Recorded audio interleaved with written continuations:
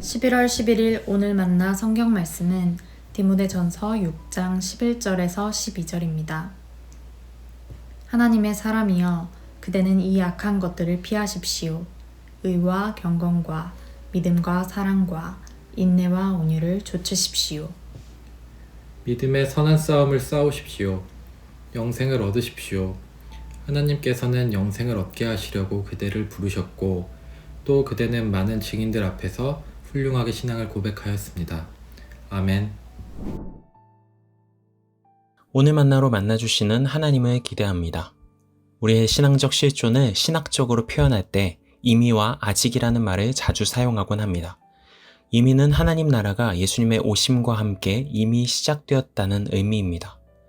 예수님의 삶, 죽음, 부활을 통해 하나님의 통치가 이미 세상에 나타났고 우리는 그 은혜와 구원의 일부를 현재 누리고 있는 것이죠.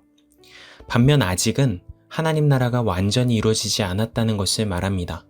여전히 우리가 살아가는 세상에 남아있는 고통, 죄, 불완전함은 아직 완성되지 않은 하나님의 통치를 방증합니다.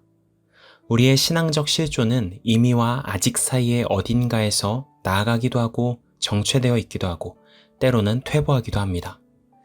제가 저 자신을 정직하게 성찰해보면 앞으로 나아가는 날보다는 정체되어 있거나 퇴보하는 때가 더 많은 것 같습니다.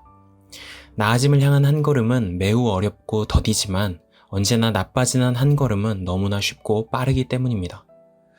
이런 신앙적 실존의 고단함을 이해하고 있는 바울은 디모데에게 보내는 편지에서 다소 단호한 어조로 비장하게 말하는 듯합니다.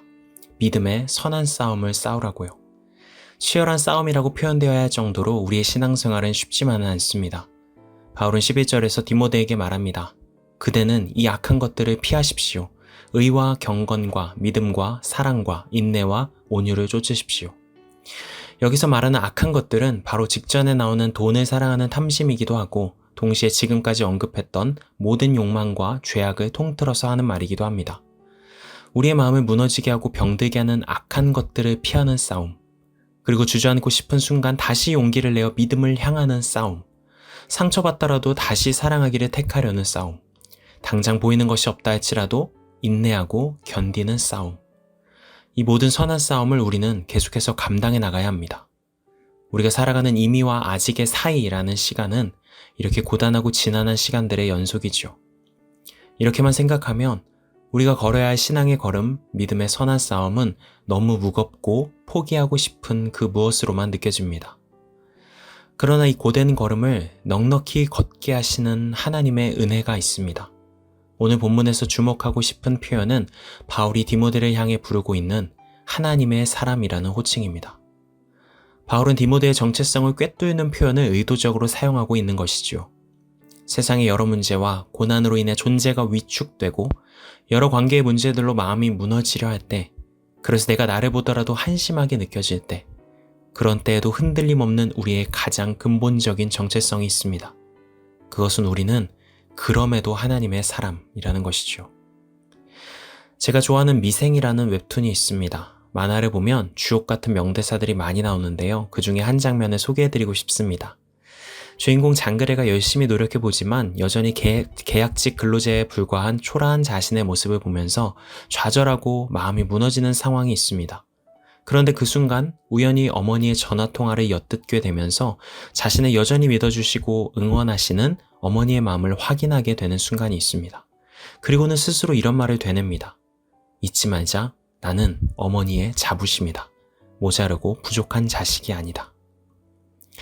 마음의 힘을 잃고 주저앉은 사람이 다시 일어날 수 있는 근본적인 힘은 자기 혼자만의 노력이나 의지력으로 나오기 어렵습니다. 진정한 생명력은 누군가의 진실로 변함없이 믿어주는 마음에서 비롯됩니다. 나를 흔들림 없이 믿어주는 누군가를 만나게 되는 경험, 그런 경험이 한두 번만 있어도 우리의 인생의 결과, 방향은 완전히 달라지게 됩니다. 바울을 비롯한 성경의 수많은 사람들은 절대자이신 하나님의 신실하심으로부터 이런 경험을 했던 사람들입니다. 죄의 사람이기도 했던 자신을 욕망의 사람이기도 했고 미움의 사람, 절망의 사람이기도 했던 자신을 하나님의 사람으로 불러주시는 거대한 은혜를 경험한 것이죠. 그리하여 그들도 그렇게 고백하지 않았을까요? 잊지 말자. 나는 하나님의 자부심이다. 그 한결같은 사랑으로 인해 마음에 힘을 얻고 다시금 믿음의 선한 싸움을 이어나가기로 선택했던 것입니다. 그리하여 바울은 자신이 받은 그 한결같은 믿어주심과 사랑의 마음을 디모데에게도 전달하고 있습니다. 잊지 마십시오. 당신은 하나님의 사람입니다. 하나님의 믿어주심과 동행하심의 은혜를 받고 있는 하나님의 자부심입니다. 사랑하는 성도 여러분, 새롭게 시작된 오늘 우리 모두에게 각자가 감당해야 할 몫의 믿음의 선한 싸움이 있습니다. 믿음의 선한 싸움을 잘 감당하는 것은 한 번도 넘어지지 않는 것은 아니라고 생각합니다. 분명히 여러 번 마음의 힘이 꺾일 때도 있을 것이고 세상적 가치의 유혹과 문제들 앞에서 우리의 존재의 뿌리가 세차게 흔들리며 넘어질 때도 있겠죠. 그런 분들이 계시다면 말씀의 권위에 힘입어 권면합니다. 잊지 마십시오. 당신은 하나님의 사람입니다.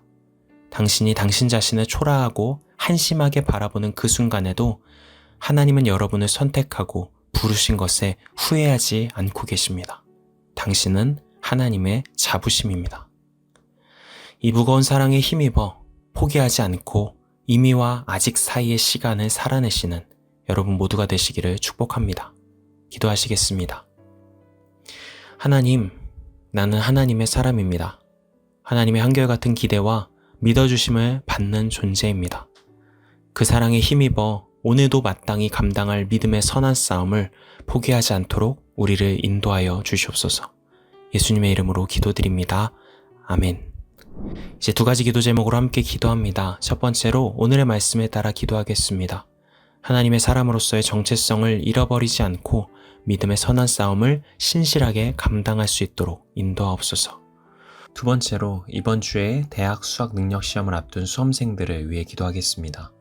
여러 긴장과 부담감 속에서도 하나님의 사람이라는 가장 중요한 정체성을 잃지 않고 주어진 시간들을 넉넉히 감당할 수 있는 은혜와 힘을 주옵소서.